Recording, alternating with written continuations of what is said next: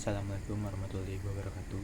Nama saya Len Ali Masunima, NPM 2070164516085 dari Fakultas Teknologi Komunikasi dan Informatika, jurusan Informatika. Di sini saya ingin mengerjakan ujian tengah semester dari mata kuliah pengantar Teknologi Komunikasi dan Informatika.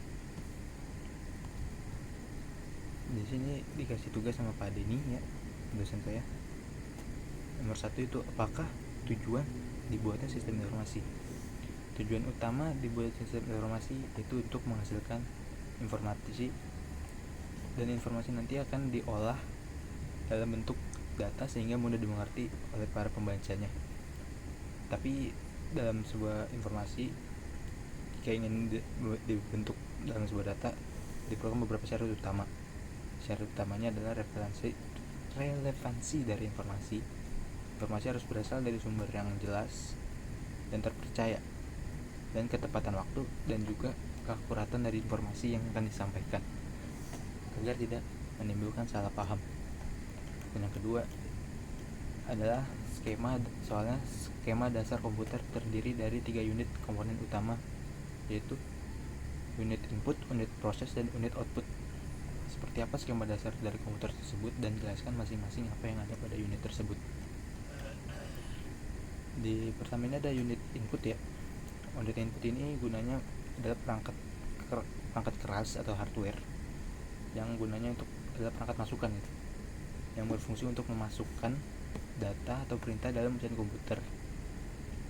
Contoh dari unit input tersebut sendiri adalah keyboard, mouse, joystick, dan lain-lain. Dan kedua ada unit proses. Unit proses gunanya untuk memproses data yang telah dikirim oleh alat input tadi dan diterjemahkan dalam bentuk yang dimengerti oleh bahasa komputer tersebut. Isinya itu adalah prosesor dan RAM. Dan yang ketiga ada unit output. Unit output ini gunanya untuk menampilkan data-data hasil proses yang dilakukan oleh unit proses tadi, yang bisa berupa visual, gambar, atau audio. Dan contohnya adalah monitor, printer, dan speaker. Dan ini nomor 3, ada apa konsep dari komunikasi dan komunikasi data. Pertama, komunikasi adalah tingkah laku atau perbuatan, kegiatan untuk menyampaikan sesuatu yang mengandung arti atau makna. Dan yang kedua ada komunikasi data. Komunikasi data adalah proses pengiriman dan penerimaan data informasi dari dua alat, lebih dari dua, gitu, seperti komputer, laptop, telepon genggam, printer, dan alat komunikasi yang lainnya yang terhubung oleh jaringan, mau itu berupa jaringan lokal maupun yang luas seperti internet. Dan nomor 4 ada apa manfaat dari kelebihan DBMS, ya, dan bandingkan dengan penyimpanan dalam bentuk flat file yang lain. Yang pertama tuh, performa yang didapat dengan penyampaian dalam bentuk DBMS itu cukup besar, tidak seperti bentuk flat file yang lain. Dan kedua, integritas data yang terjamin dengan penggunaan DBMS, jadi itu sudah terjamin, ya, integritas datanya. Dan yang ketiga ada keamanannya. Sistem keamanan DBMS itu tidak fleksibel daripada pengamanan pada sistem bentuk flat file yang lain, jadi udah aman banget untuk pakai DBMS. Dan nomor 5, apakah yang dimaksud dengan data, informasi, dan sistem?